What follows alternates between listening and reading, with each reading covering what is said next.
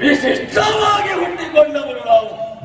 ನಮ್ಮಪ್ಪ ಅಮ್ಮನು ಒಬ್ಬರೇ ಆಗಿದ್ದಾರೆ. ಕೊಳದಲ್ಲಿ ಇಳಿದಾಗ ಹೆಣ್ಣಾದಳು, ಆಮೇಲೆ ಗಂಡಾದ. ಆ ತವರಿಂದಲೇ ಹುಟ್ಟಿಕೊಂಡವರು ನಾನು. ಆದರೂ ಬಲಿಷ್ಠನಾಗಿದ್ದೇನೆ. ಕಿಷ್ಕಿಯಿಂದಲೇ ಪ್ರತಿಷ್ಠಾಪನೆಗೊಂಡಿರುವಂತಹ ಈ ಕಿಷ್ಕಿಂದಾಗ ಅಧಿಪತಿಯಾಗಿ, ಅಧಿಕಾರಿಯಾಗಿ, ಸಮಸ್ತ ವಾನರಿಗೆ ನಾಯಕನಾಗಿ ವಾಲಿ ಎನ್ನುವಂತ ಅಭಿಧಾನದಿಂದ ಮೆರೆಯುತ್ತಾ ಇದ್ದೇನೆ. ಜಾತಿಯಲ್ಲೇ ವಾನರ ನಾನು. ಆದರೂ ನನಗೆ ಸಂಸ್ಕಾರವಿದೆ, ನನ್ನದೇ ಆಗಿರುವಂತಹ ಒಂದು ರೀತಿ ನೀತಿ ಇದೆ. ಆದ್ದರಿಂದಲೇ ಪ್ರಾತಃ ಕಾಲದೆದ್ದು ಪ್ರಾತಾವಿಕ ವಿಧಿಯನ್ನೆಲ್ಲ ಪೂರೈಸಿಕೊಳ್ಳುವುದು ಹೇಗೆ? 4 ಸಮುದ್ರದಲ್ಲಿ ಸ್ಥಳ, ಆಮೇಲೆ ಸೂರ್ಯದೇವನಿಗೆ ಜಲಾರ್ಘ್ಯ. ಆದ್ರೆ ಇಂದು ಉದಯ ಕಾಲದಲ್ಲಿ ಎದ್ದುಕೊಂಡಿದ್ದೇನೆ. ತಡ ಮಾಡುವುದು ಸರಿಯಲ್ಲ. ಸಮುದ್ರ ಸ್ಥಳಕ್ಕಾಗಿ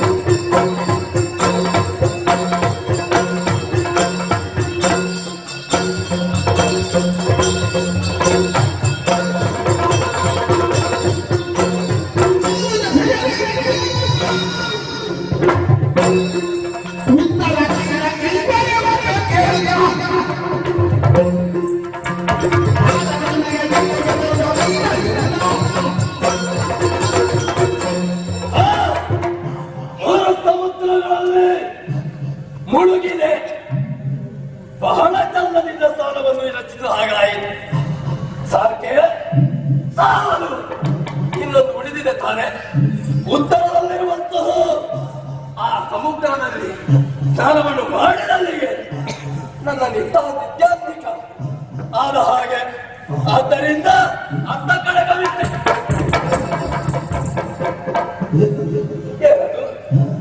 ಯಾವತ್ತೂ ಹೋಗುವಂತಹ ಸಮುದ್ರವನ್ನು ಅತ್ತ ಕಡೆಗೆ ದೃಷ್ಟಿ ಹಾಯಿಸಿ ನೋಡಿದೆ ಅಂತಾದ್ರೆ ಏನು ಬೊಬ್ಬೆ ಯಾವ್ದಾಗಲಾಗುತ್ತೆ ಅಲ್ಲ. ನಾನು ಹೇಳುವ ಸಂದರ್ಭದಲ್ಲಿ ಯಾರು ಹೇಳುವುದು, ಆ ಸಂದರ್ಭದಲ್ಲಿ ನನಗೆ ಯಾರು ಎದುರಾಗಿ ಸಿಕ್ಕುವುದೂ ಇಲ್ಲ. ಆದ್ರೆ ನನಗಿಂತ ಮೊದಲೇ ಇಷ್ಟು ಮಂದಿ ಎದ್ದು ಈ ರೀತಿಯಾಗಿ ಬೀಳ್ತಾರೆ, ಒಂದು ಅರ್ಥವಾಗುವುದಿಲ್ಲ. ಅಲ್ಲಿ ಏನು ನಡೆಯುತ್ತದೆ, ಏನು ಆಗುತ್ತದೆ ಎಂಬುದನ್ನು ತಿಳಿಯುವುದಕ್ಕಾಗಿ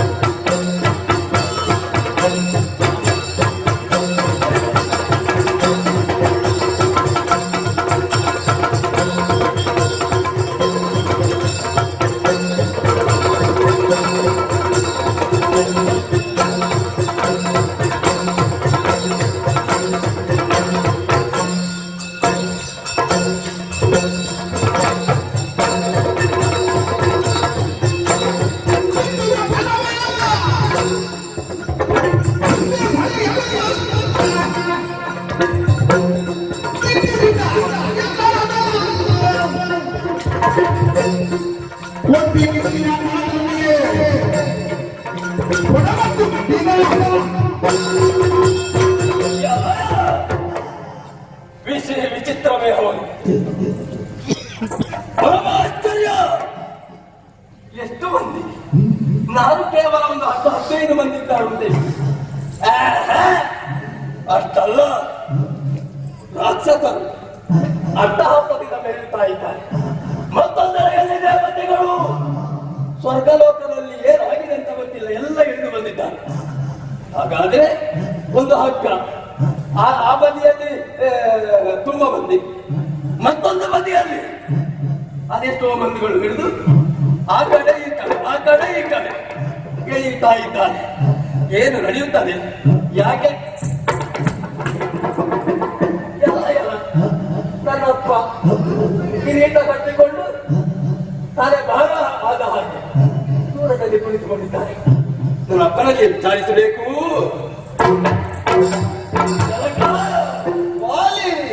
ಬಲಿಸಿಕೊಳ್ತಾ ಇದ್ದಾರೆ. ಸುಖವಾಗಲಿ.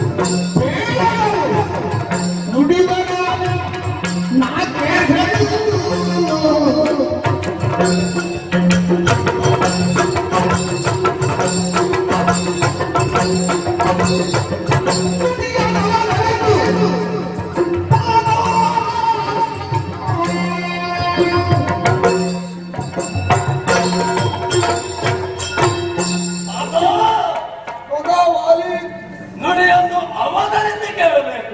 ಖಂಡಿತ ನಿರ್ಜಲ ಒಂದು ಕಡೆಯಲ್ಲಿ ಆದರೆ ಮತ್ತೊಂದು ಕಡೆಯಲ್ಲಿ ದೇವತೆ ಇದ್ದಾರೆ. ಈ ರೀತಿಯಾಗಿ ಬಹುದೊಡ್ಡ ಸಭೆಯನ್ನು ನಡೆಸುತ್ತಿರುವವರು ನೀವು ಎಂಬುದು ಅರ್ಥ ಮಾಡಿಕೊಂಡು ಜನಕ ಇಲ್ಲಿ ನಡೆಯುತ್ತಿರುವುದಾದರೂ ಏನು, ಯಾಕಾಗಿ ನೀವು ಈ ರೀತಿಯಾಗಿ ಯಾಕೆ ನಡೆದುಕೊಳ್ತಾ ಇದ್ದೀರಿ, ಇವರನ್ನು ಯಾಕೆ ಹೀಗೆ ದುಡಿಸುತ್ತಾ ಇದ್ದೀರಿ ಎಂಬುದನ್ನು ನನ್ನಲ್ಲಿ ಹೇಳುವುದರ ಮೂಲಕ ನನ್ನ ಸಮಸ್ಯೆಯನ್ನು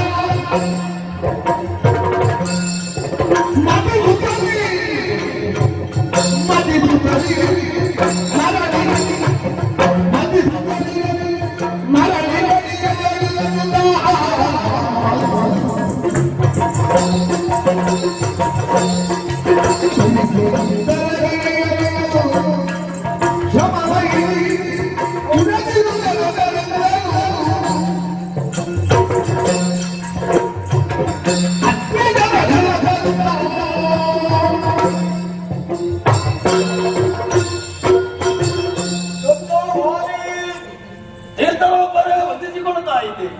ಶುಭವಾಗಲಿ ನಾವು ಮಾಡುವಂತಹ ಕಾರ್ಯವನ್ನು ವಿಚಾರಿಸ್ತಾ ಇದ್ದೆ.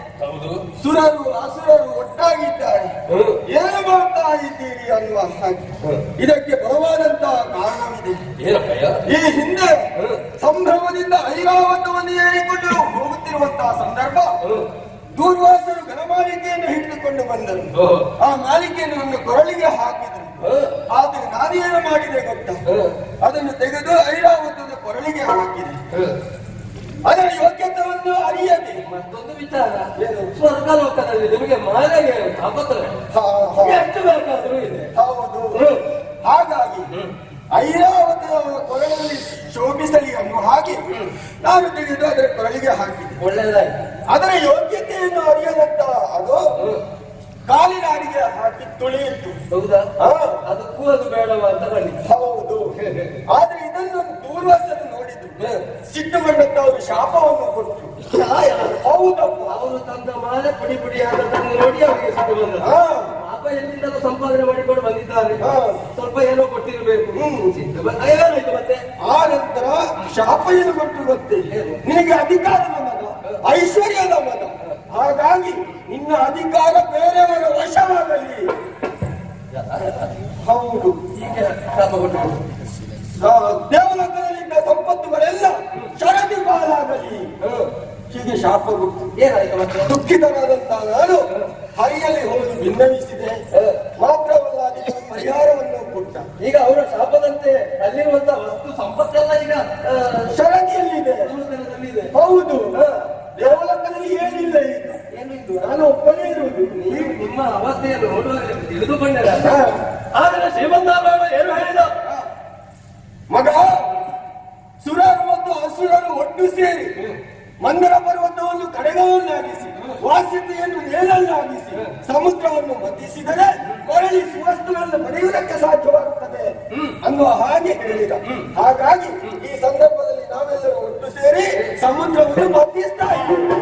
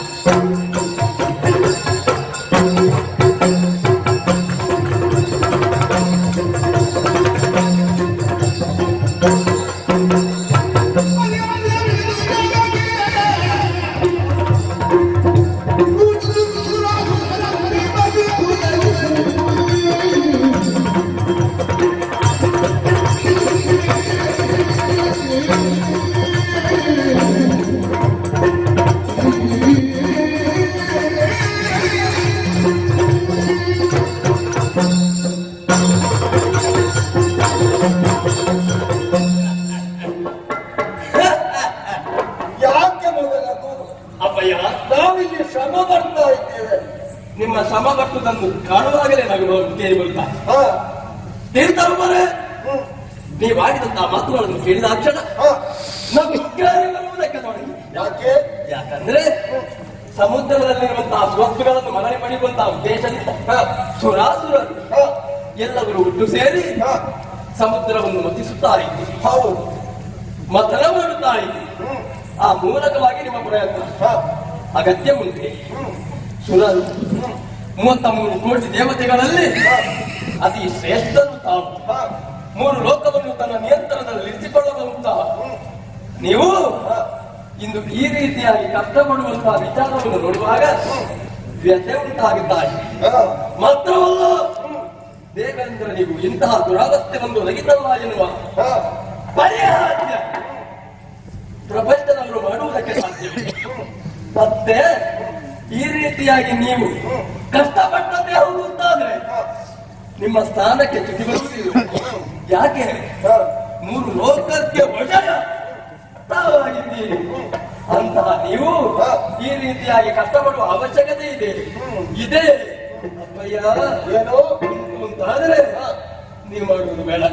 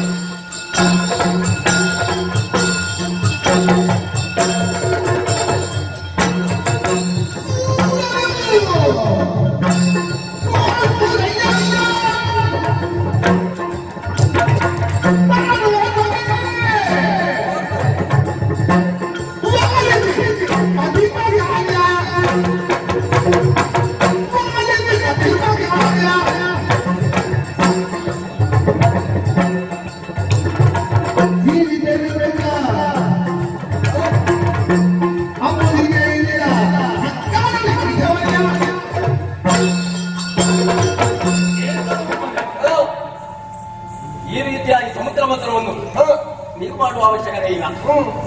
ನಿಮ್ಮದ್ದಾಗಿರುವಂತಹ ದೇಹದಲ್ಲಿರುವಂತಹ ಶ್ರಮವನ್ನು ವ್ಯರ್ಥವಾಗಿ ವಿನಿಯೋಗಿಸುವುದು ಬೇಡ. ನನಗೊಂದು ಅವಕಾಶವನ್ನು ಕೊಟ್ಟು ದೂರದಲ್ಲಿ ಕುಳಿತುಕೊಳ್ಬೇಕು. ನೀವು ಹತ್ತಿರ ಬರಬಾರದು, ಸನಿಹದಲ್ಲಿ ಇರಬಾರದು. ದೂರದಲ್ಲಿ ಕುಳಿತು ಇಲ್ಲಿ ನಡೆಯುತ್ತಿರುವಂತಹ ವಿದ್ಯಮಾನಗಳನ್ನು ನೋಡುತ್ತಾ ಬೇಕು, ಆನಂದಿಸುತ್ತಾ ಬೇಕು. ನನ್ನ ಮಗ ಏನಾದ್ರೂ ಒಂದು ಮಾಡುತ್ತಾನೆ ಎನ್ನುವ ಹಾಗೆ.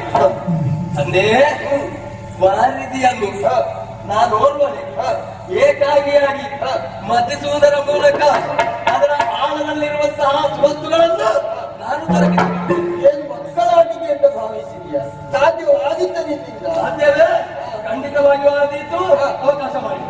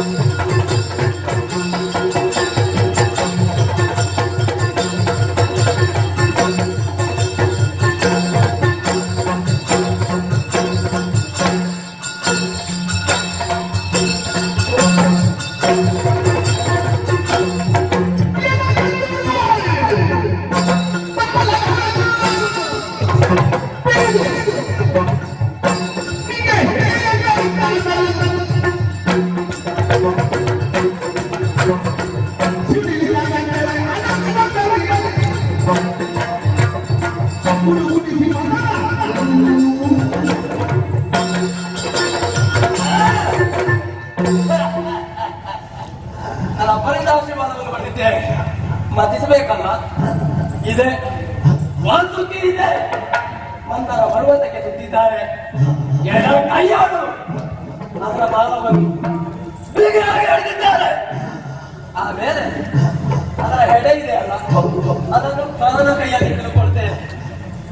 ಪರದಿದೆ ಗರ್ಜಿಸುವ ತೆರದಲ್ಲಿ ಸಮುದ್ರವೇ ಇನ್ನೇನು ಉಕ್ಕೇರಿ ಹರಿಯುತ್ತಲೋ ಎನ್ನುವ ತೆರದಲ್ಲಿ ಈ ಸಮುದ್ರವನ್ನು ಬಂದಿದ್ದೇನೆ.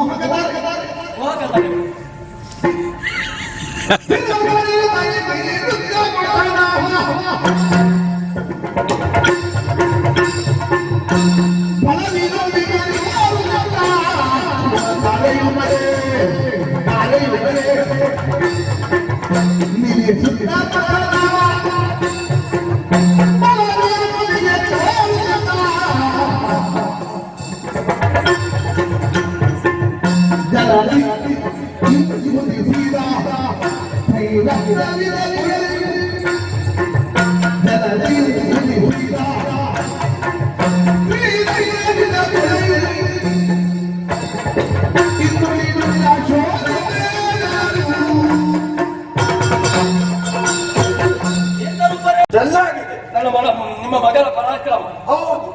ನೋಡಿದ್ರಲ್ಲ, ಹಾ, ಒಂದೊಂದೇ ಸೋತ್ಕೊಡು ಹಾ, ಸದ್ಯ ಈಗ ತಾನೇ ಹಾ, ಉದಿಸಿಕೊಂಡವಳು ಹೌದು. ಮೋಹಕ ತಾನೆ ಹೇಳು. ಮನೆಗೆ ಹೋಗದೇ ಇರುವುದಕ್ಕ ಗೊತ್ತಿಲ್ಲ. ಎಂತ ನೀನೆಂತ ಗೊತ್ತಿಲ್ಲ ಮೋಹಕ ತಾರೆಯನ್ನು ನೋಡ್ತಾ ಇದ್ದೇನೆ. ನೀನೇ ಯಾಕೆ ನೋಡುವುದು? ಅಪ್ಪಯ್ಯ ಪ್ರಥಮವಾಗಿ ಬಂದದ್ದು ಮಗನ ಪ್ರಯತ್ನದಿಂದ ಸಿಕ್ಕಿದಂತ ವಸ್ತುವನ್ನು ನೀನು ನೋಡಿದೆ ಮತ್ತೆ ಯಾರು ನೋಡುದು? ಹೌದು. ವಿಶೇಷವಾಗಿ ವಿಶಿಷ್ಟ ರೀತಿಯಲ್ಲಿ ಹಾ, ಬುದ್ಧಿಕೊಂಡಿದ್ದಾಳೆ ಸ್ತ್ರೀಯೋರ್ಗಳು. ಹಾ, ನನಗೆ ಆಕೆ ಅಪ್ಪಯ್ಯ ಏನು? ಈ ಹೆಣ್ಣು ನಿಮಗೆ ಮಗ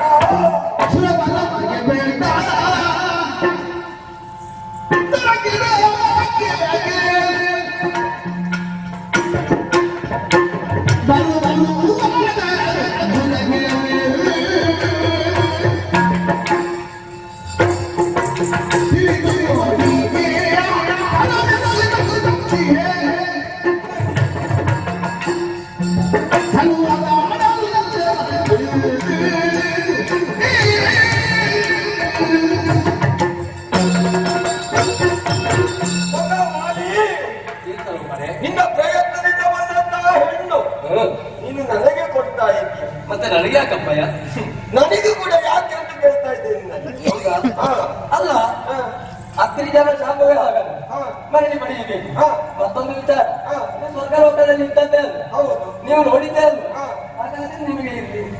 ನಾವು ಮದ್ದಿಸಿ ಬಂದಂತ ವಸ್ತುಗಳು ಮಾತ್ರ. ಆದ್ರೆ ನೀನು ಪ್ರಯತ್ನ ಪಟ್ಟು ಮಾಡಿದಂತ ವಸ್ತು ಇದು. ಆದ್ದರಿಂದ ಇದು ಈಕೆಯನ್ನು ನಿನ್ನ ಕೈ ಈಕೆ ನಿನಗೆ. ಹಾಗಾದ್ರೆ ಇದು ನನಗೆ ಅಪ್ಪನೇ ಹಿಡಿದು ಮದುವೆ ಮಾಡಿ ಕೊಡ್ತಾರೆ, ನನ್ನ ಕೈ ಒಪ್ಪಿಸ್ತಾರೆ ಅಂತ ಆದ್ರೆ ಇದನ್ನು ತಿರಸ್ಕರಿಸುವವನು ನಾನಲ್ಲ. ಆದ್ರೆ ಇದು ಸಮುದ್ರ ಬದಿ, ನನಗೆ ಸತ್ಯ ಹೋಗುವ ಹಾಗಿಲ್ಲ ಸಮುದ್ರ. ನಾನು ದೀರ್ಘವಾಗಿ ಕಲಿತೇನೆ. ನನಗೊಬ್ಬ ತಮ್ಮ ಇದ್ದಾನೆ, ತಮ್ಮ ಸಕ್ಕರೆ ಬಾಯಿ ಕಡೆ.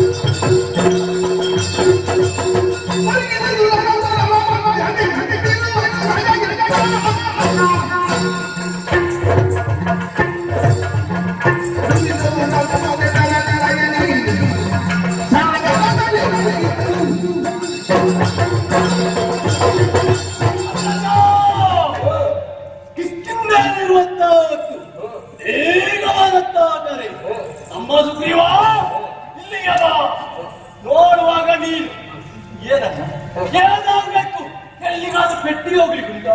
ಈ ಮಂಗ ಜಾತಿ ಕವಿತೆ ಅಂತ ಹೇಳುದಿಲ್ಲ. ಹೌದೇನು? ನಿನ್ನ ಕಣ್ಣು ಹೊಡೆದು ಹೋಗ್ಲಿಕ್ಕೆ ನೋಡಿದ್ಯಾ? ಯಾರು? ಅಪ್ಪ, ನನ್ನಪ್ಪ. ನಿಮಗೆ ದೊಡ್ಡಪ್ಪ. ನನಗೆ ಬರುವಂತ ಅಲ್ಲಿ ಬಂದ ವ್ಯವಸ್ಥೆ ಮಾತಾಡ್ತೀವಿ. ಯಾರಿದ್ದಾರೆ? ಇಲ್ಲ, ನೇರವಾಗಿ ನಿಂದ ಕರೆಕ್ಟ್. ಇನ್ನೊಂದು ಹೇಳಿದ್ದಾರೆ ಕೇಳು, ಇನ್ನು ಅವ್ರ ಹತ್ರ ಮಾತಾಡ್ಬೇಕು. ಅಣ್ಣ ನಾನಿದ್ದೆ ಈಗ ಚಂದ ಇದ್ದಾರೆ. ನಿನ್ನ ಹತ್ರ ಅದು ಕೇಳಲಿಲ್ಲ, ಅಧಿಕ ಪ್ರಸಂಗ ಮಾತಾಡ್ತಾರೆ.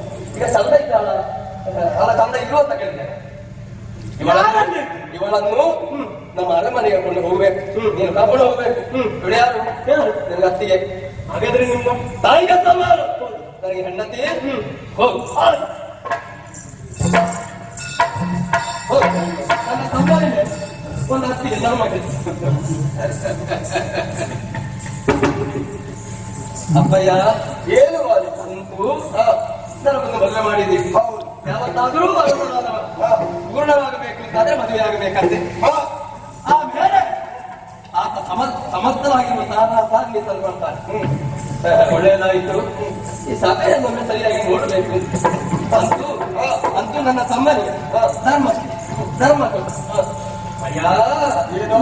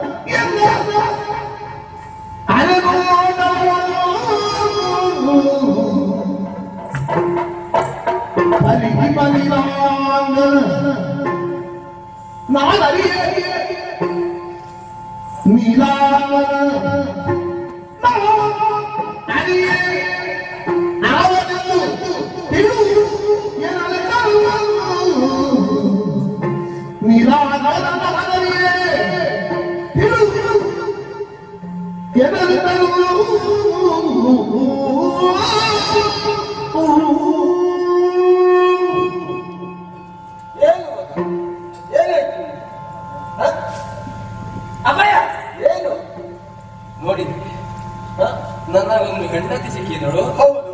ತಮ್ಮನಿಗೊಂದು ಅತ್ತಿಗೆ ಸಿಕ್ಕಿದಳು ಎನ್ನುವ ಹಾಗೆ ಸಂತೋಷದಿಂದ ನೆರೆದಿರುವಂತಹ ಮಹಾಸಭೆಯನ್ನೊಮ್ಮೆ ವೀಕ್ಷಿಸಿದೆ. ನೋಡುವಾಗ ಒಂದು ವಿಚಿತ್ರವಾಗಿ ಅಪರೂಪದಲ್ಲಿ ಓರ್ವಾತನನ್ನು ನೋಡ್ತಾ ಇದ್ದೆ. ಇವನನ್ನು ಇದುವರೆಗೆ ನೋಡಿದ ಅನುಭವ ನನಗೆ. ಆದರೆ ಇವನು ನನ್ನನ್ನು ನೋಡಿ ಮುಗುಳ್ನಗುಳು ನೋಡಿ ಹೋಗ್ತಾ ಇದ್ದಾನೆ. ಮಾತ್ರವಲ್ಲ, ಓರೆ ನೋಟದಿಂದ ನನ್ನನ್ನೇ ನೋಡ್ತಾ ಇದ್ದಾನೆ.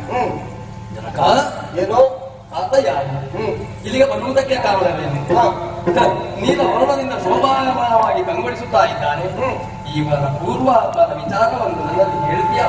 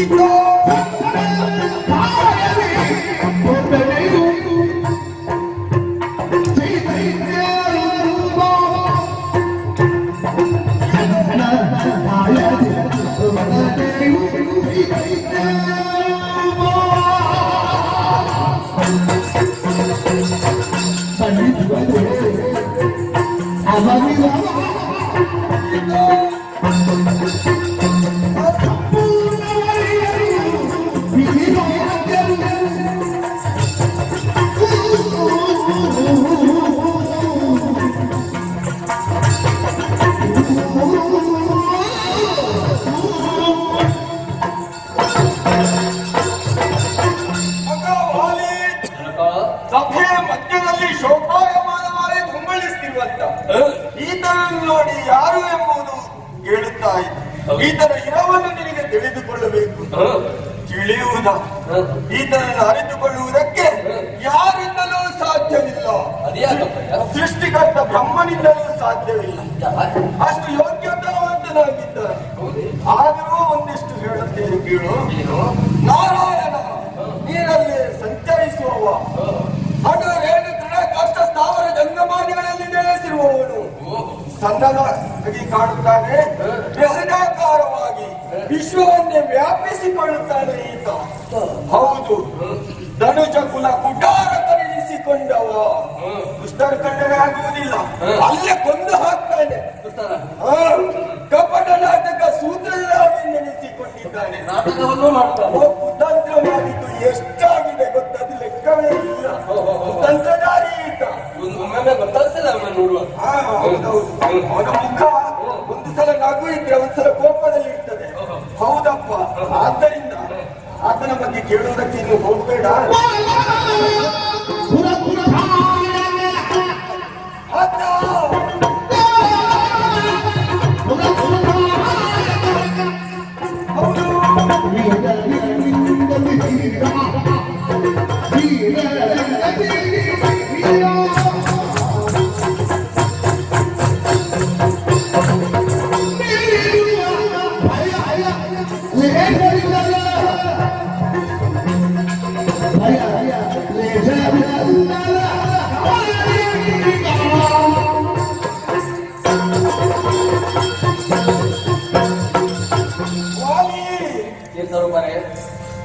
ಅಧರ್ಮವನ್ನು ಎಸಗುತ್ತಿರುವಂತ ಯಾವುದೇ ಒಬ್ಬ ವ್ಯಕ್ತಿ ಇರಲಿ, ಆತನನ್ನು ಕಂಡು ಕಂಡನಿಂದ ಹಾಕುವಂತ ಧನುಜ ಕುಲ ಕುಟಾರಕನೆಂದೆನಿಸಿಕೊಂಡಿದ್ದಾನೆ. ಆದ್ದರಿಂದ ಅವನ ತಂಟೆಗೆ ಹೋಗುವುದು ಸರಿಯಲ್ಲ. ಸುಮ್ಮನೆ ಯಾಕೆ ಕೇಳ್ತಾ ಇದ್ದೆ? ಏನು ಸ್ವಲ್ಪ ವಿಶ್ರಾಂತಿ ಪಡೆಯುತ್ತೇನೆ. ಎಷ್ಟು ಹೇಳಿದ ಮೇಲೆ ಅವನನ್ನು ಸ್ವಲ್ಪ ಮಾತಾಡಿದ್ದೇನೆ. ಬೇಡ ಸುಮ್ಮನೆ ಯಾಕೆ ತೊಂದರೆ ಮಾಡಿಕೊಳ್ಳಬೇಕು? ಅದಕ್ಕೆ ಹೆದರಿಕೆ ಆಗತ್ತೆ.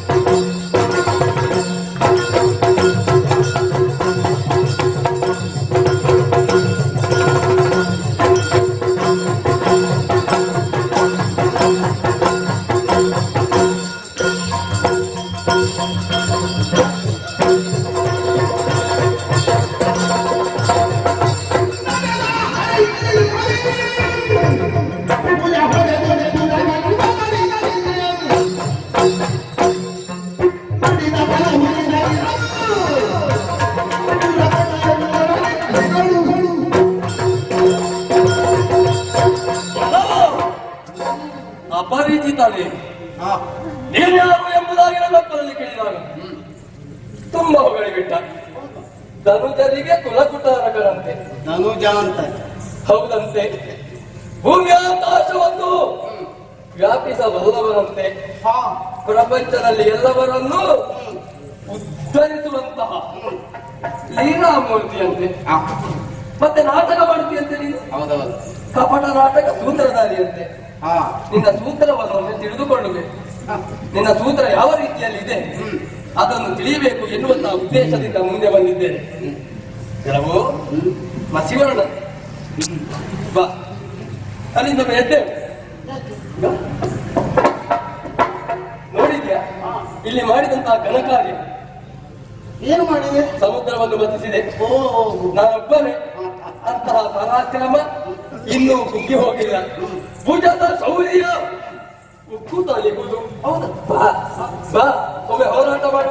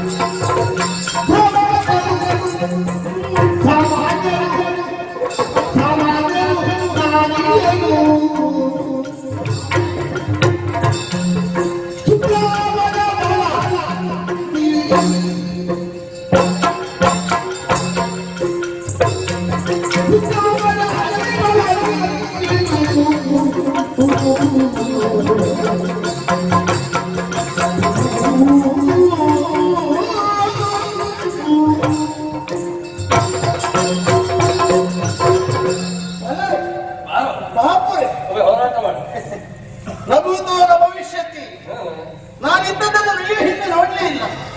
ಹೌದೇನು? ಅದೇನು ಇಂಥ ತಂದು ಹಾಗಲ್ಲ, ಮತ್ತೆ ಇಂಥ ಒಂದು ಕೃತ್ಯವನ್ನು ಎಸಗಿದ ಮಹಾ ಸಮರ್ಥನೆ, ಇಂಥ ಕ್ರಿಯೆಯನ್ನು ಮಾಡಿದ ನಿನ್ನಂತ ಬಾಹುಬಲಿಗಳನ್ನು ನಾನಿದುವೆ ನೋಡಿ. ಹೌದಾ?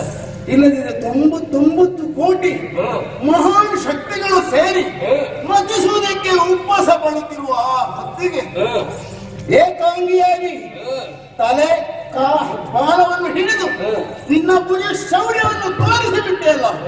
ಶರದಿಯ ನೀರೇ ಅಲ್ಲೋಲ ಕಲ್ಲೋಲವಾಗುತ್ತಾ ಇದೆ. ಅದ್ಭುತ ಅದ್ಭುತ ಅದ್ಭುತ, ಮಹಾದಾಶ್ಚರ್ಯ. ನೀನೇನು ನನ್ನನ್ನು ಯುದ್ಧಕ್ಕೆ ಅಲ್ಲ, ನನಗೆ ಯಾರು ಲಕ್ಷ್ಯವಲ್ಲ, ನನಗೆ ದುರುವಲ್ಲ. ಆದರೆ ನನ್ನ ಅಪ್ಪ ಹೇಳಿದ್ದು ಸಾಮಾನ್ಯನಲ್ಲ, ಅಸಾಮಾನ್ಯನಿದ್ದಾನೆ. ನಿನ್ನ ಅಪ್ಪನಿಗೆ ಬೇರೆ ಕೆಲಸ ಇಲ್ಲ. ನಾನು ನಿನಗೆ ಲಕ್ಷ್ಯ ಅಲ್ಲ, ನೀನು ನನಗೆ ಲಕ್ಷ್ಯ ಅಲ್ಲ. ನಾನು ಯುದ್ಧಕ್ಕೆ ಬೇಡ ಅಂತ ಹೇಳಿ, ಆದ್ರೆ ಅಪ್ಪ ಹೇಳ್ತಾನೆ, ಅಪ್ಪ ಏನೋ ಹೇಳ್ತಾನೆ, ಯುದ್ಧ ಅಂದ್ರೆ ನಾನು ಮಾರುದೂರ. ನೀನು ಯಾರು? ಹಾಗಾದ್ರೆ ಸಾಮಾನ್ಯರಲ್ಲಿ ಎಲ್ಲಿಯಾದ್ರೂ ಕಾದಾಡುವುದಕ್ಕೆ ಮನಬಾಡಬಹುದು. ನಿನ್ನಂತಹ ಮಹಾ ಮೇಧಾವಿ, ಶಕ್ತಿಶಾಲಿ, 3 ಲೋಕಾಧೀಶನಾದ ದೇವೇಂದ್ರನ ಸುತ ನೀನು. ನಿನ್ನ ಶಕ್ತಿಯೇ, ನಿನ್ನ ಸಾಹಸ ಎಷ್ಟು? ನಿನ್ನಲ್ಲಿ ನಾನು. ಹಾಗಾದ್ರೆ ನೀವು ಸಾಮಾನ್ಯ ನಾವು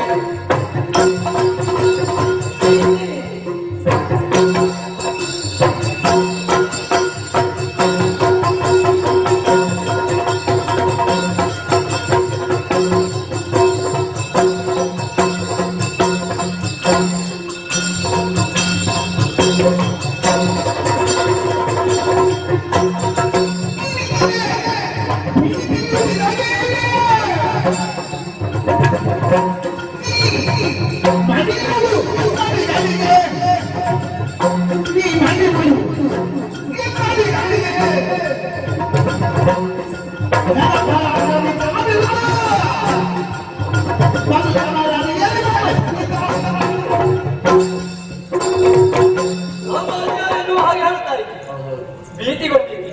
ಅಪ್ಪ ನಿನ್ನನ್ನು ನೋಡುವಾಗ ನನಗೆ ಭಯ ಆಗಿದೆ. ನನ್ನನ್ನು ನೋಡಿದಂತ ನೀವು ಹೆದರಿಕೊಂಡಿದ್ದೀನಿ. ತುಂಬಾ ಹೆದರಿಕೆ.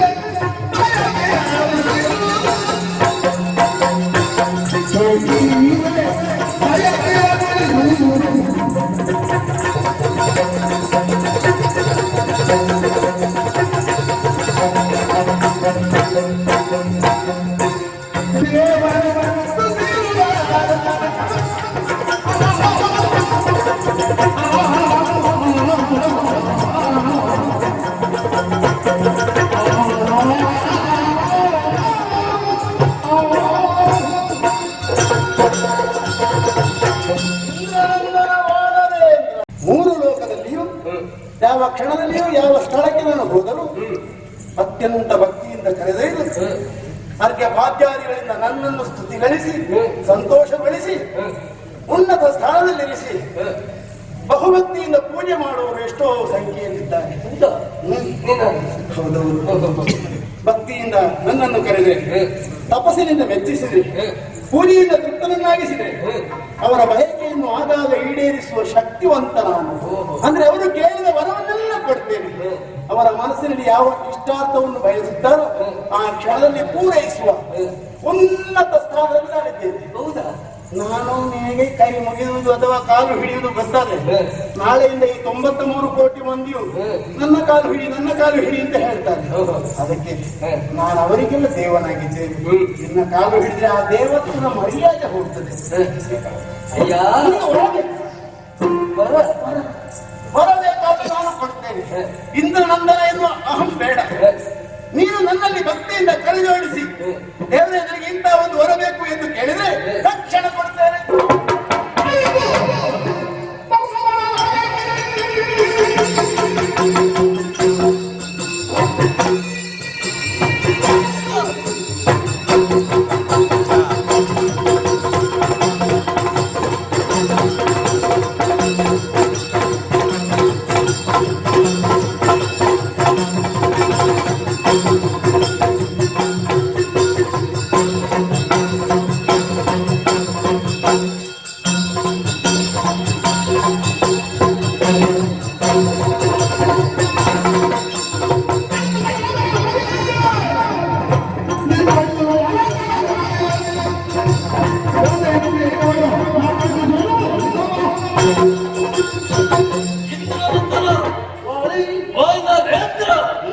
ಬಲಿಷ್ಠನಾಗಿರುವಂತಹ ವಾಲಿಯ ವ್ಯಕ್ತಿತ್ವ ಏನು ಎಂಬುದನ್ನು ಸಮುದ್ರ ಪತನವನ್ನು ಮಾಡಿದ್ದನ್ನು ಕಂಡು ಪ್ರಪಂಚವೇ ಬೆರಗಾಗಿ ನೋಡಿದೆ.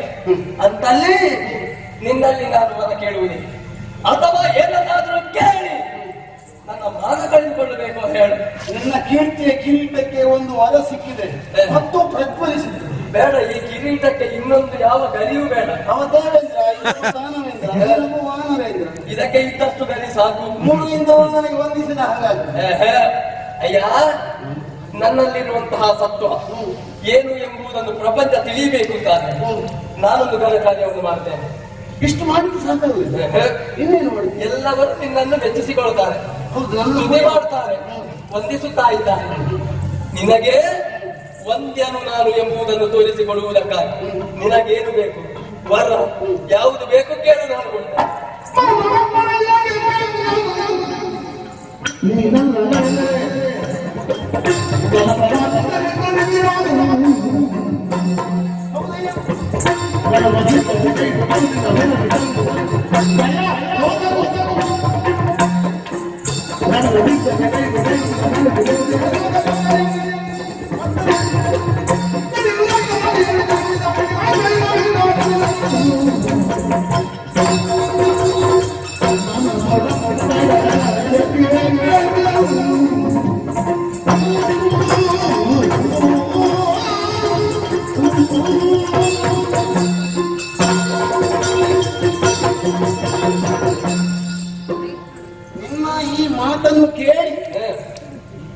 ನಾನು ಸಂತೋಷದಿಂದ ಏನಾದರೂ ನನಗೆ ಬೇಕಾದನ್ನು ಕೇಳಿದೆ ಎಂದಾದ್ರೆ ಅದು ಬೇಡ, ಇನ್ನೊಂದು ಕೇಳು.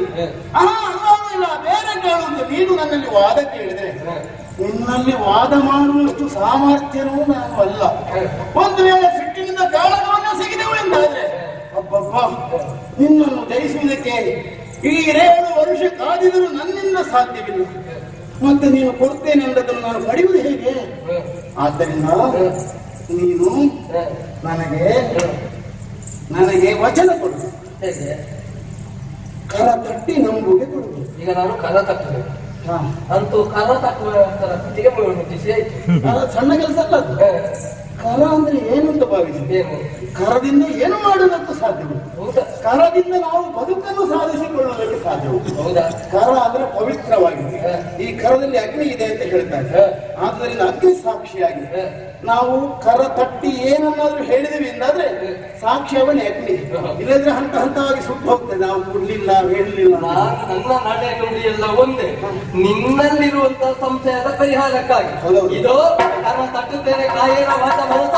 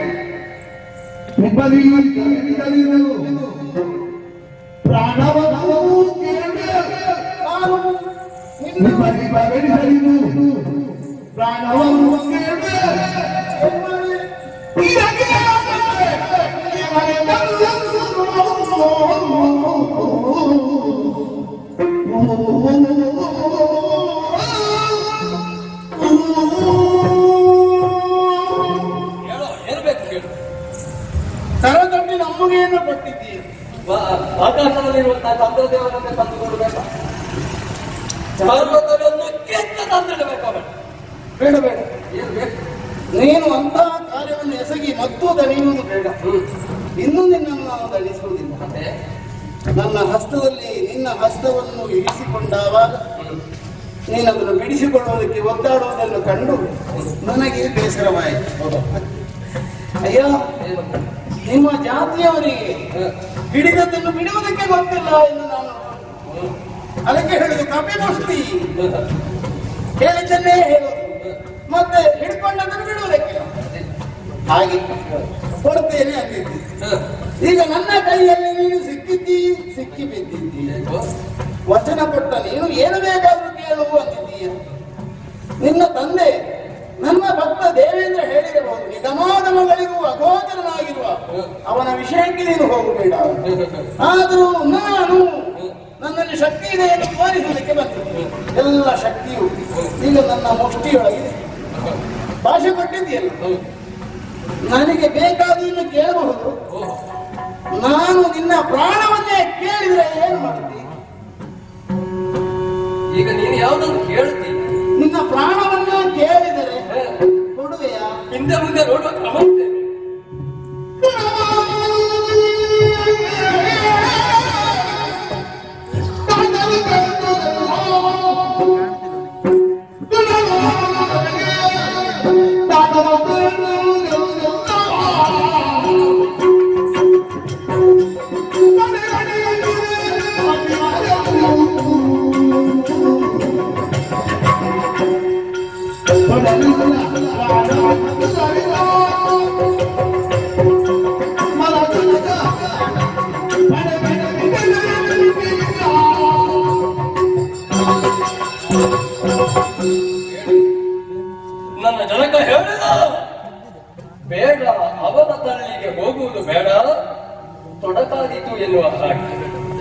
ಮುಂದುವರಿಸಿ ಕಪಿಗಳಾಗಿರುವಂತಹ ನಮ್ಮ ಚೇಷ್ಟೆಯನ್ನು ತೋರಿಸಿದೆ.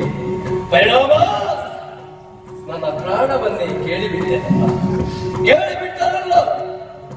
ಹಿಂದೆ ಮುಂದೆ ನೋಡುವಂತಹ ಜಾಯಮಾನದವನು ನಾನಲ್ಲ.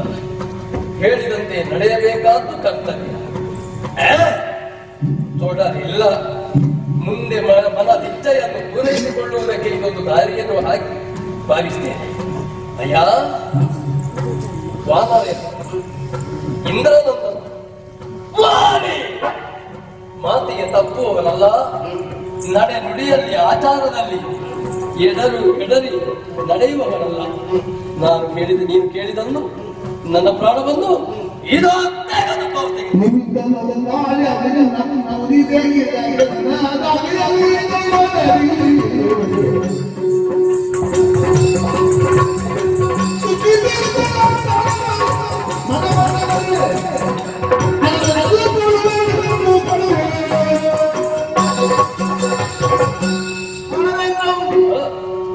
ಸಿದ್ಧನಾಗಿದೆಯಲ್ಲ ಸತ್ಯ.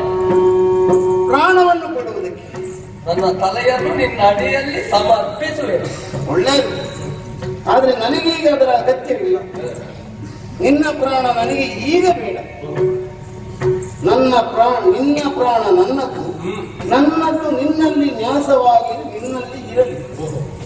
ಇದು ಪ್ರಾಣ ನಿನ್ನದು, ಜಾಗರೂಕತೆಯಿಂದ ವ್ಯವಹಾರ ಮಾಡಬೇಕು. ಪ್ರಾಣ ಹೋದ್ರೆ ನನ್ನದು ಕಳೆದುಕೊಂಡ ಹಾಗಾಗಿ ನಾನೇ ಕಾಣೋದು ಬೇಕಾದಾಗ.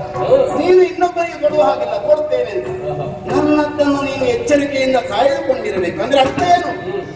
ಅದನ್ನ ಮಾಡಬಾರದು, ಅನ್ಯಾಯ ಎಸಗಬಾರದು. ಸಜ್ಜನನಾಗಿ ನೀನು ಧರ್ಮಿಷ್ಠನಾಗಿ ಈ ಲೋಕದಲ್ಲಿ ಎಷ್ಟರ ಕಾಲ ಬದುಕುತ್ತೀಯೋ ಅಲ್ಲಿಯವರೆಗೆ ನಿನ್ನ ಪ್ರಾಣ ನನ್ನ ಪ್ರಾಣ ನಿನ್ನದು. ಒಂದು ವೇಳೆ ದುಷ್ಟನಾಗಿ ಮಾರುಮನೆತು ಅನ್ಯಾಯವನ್ನು ಮಾಡುತ್ತೀ ಎಂದಾದ್ರೆ ಆಗ ನನ್ನ ಪ್ರಾಣವನ್ನು ಪಡೆದುತ್ತೆ ನಾನೇ ಬರ್ತೇನೆ, ಕೇಳುತ್ತೇನೆ, ಅಥವಾ ನಾನು ನಿನ್ನಲ್ಲಿ ಕೇಳದೆ ಪಡೆದುಕೊಳ್ತೇನೆ. ಆವಾಗ ಕೊಡ್ಬೇಕು. ಇವನೇ ಬಂದು ಪಡೆಯುತ್ತಾನೆ ಅಂತಾನೆ ಕೊಡುವುದಕ್ಕೆ ನಾನು ಸಿದ್ಧವಾಗಿರ್ತೇನೆ. ಅಪ್ಪನನ್ನು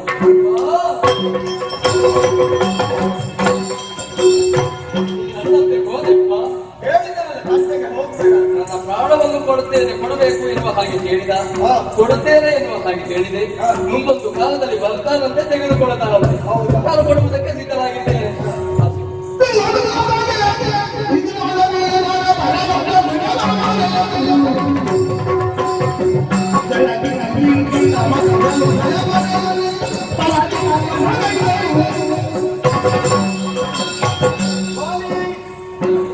ಹೇಳಿದಂತೆ ನಡೆಯುವ ಸಂತೋಷವಾಗಿದೆ. ಆದರೂ ನಿನ್ನ ನಾನೇನು ಅನುಗ್ರಹಿಸಲಿದ್ದೇನೆ.